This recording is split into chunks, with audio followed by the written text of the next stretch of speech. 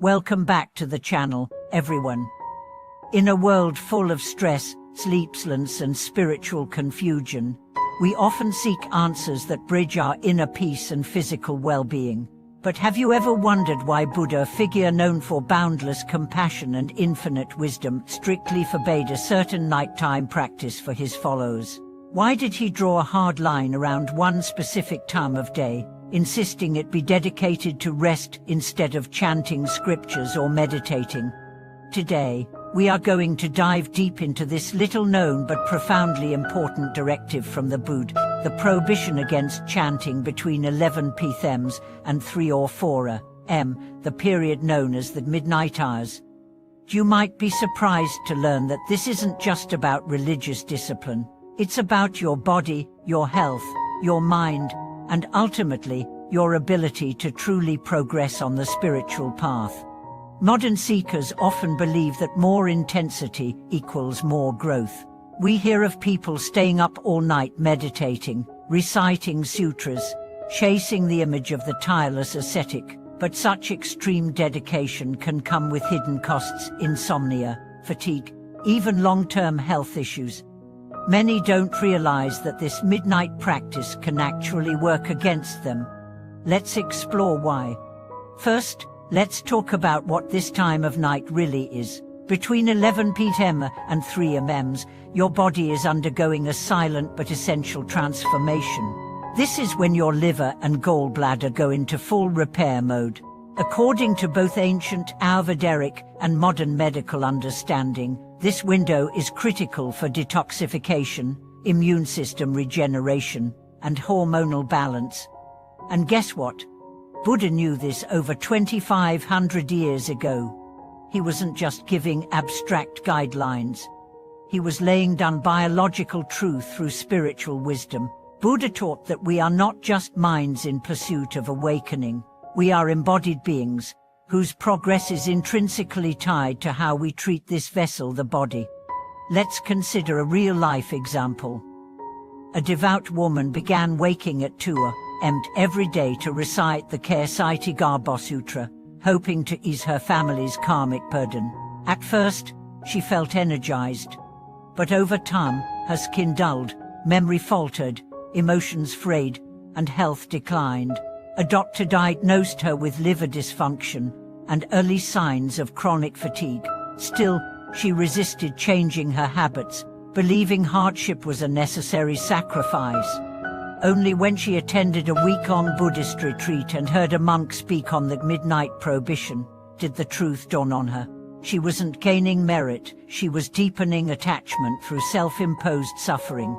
She shifted her practice to daylight hours and prioritized rest at night. Within a year, she not only recovered her health but reported deeper, more joyful meditation sessions. You see, chanting during this time might feel spiritually heroic, but it contradicts the middle path Buddha advocated. He didn't praise relentless effort, he praised balanced effort. He warned against both indulgence and deprivation. When you resist rest, you disrespect nature's rhythm, and that dissonance will echo through your body and your soul. Think about it this way: chanting at 2 a.m. is like trying to water a field during a drought using a leaky bucket. You're expending energy, but the soul isn't absorbing it. In fact, the effort might cause more erosion than growth. Spiritual progress isn't measured by how much you chant or how long you sit, it's measured by how deeply you live each moment. And that depth requires harmony inside and out. Now consider the way your mind functions late at night. After a full day of emotional highs, information overload, and physical movement, your brain needs rest, not stimulation. Chanting late at night, no matter how pure your intention, can overload your nervous system. Instead of becoming clear, your thoughts become erratic. Instead of accessing higher awareness, you may end up reinforcing restlessness. Even neuroscience supports this. Studies show that our brain's G-lymphatic system, the waste-clearing mechanism, activates during deep sleep, particularly between midnight and 3 a.m. That's when your mind purges stress, trauma, and toxins. When you skip this window, you lose that cleansing opportunity. Your system clogs, confusion follows. So why do we still glorify night owls in spiritual circles? Part of it is cultural. The image of the monk under moonlight seems noble. But nobility isn't in spectacle, it's in sustainability. Spiritual discipline isn't about pushing limits. It's about understanding them. Buddha set this boundary, not to restrict us, but to protect us. Let's revisit the principle of right effort from the Noble Eightfold Path. Right effort doesn't mean more effort. It means timely effort. Effort made at the wrong time, in the wrong spirit, for the wrong reason, leads to burnout, not enlightenment. There's a story of a monk in ancient India who meditated through the nights for months. His peers admired him. But one day, he collapsed during alms round, weak and disoriented. The Buddha summoned him and asked gently, "Why are you rushing to burn your own lamp?" The monk replied, "I want to awaken faster." The Buddha said, "Even the sun rests at night. You must too." This lesson applies today more than ever.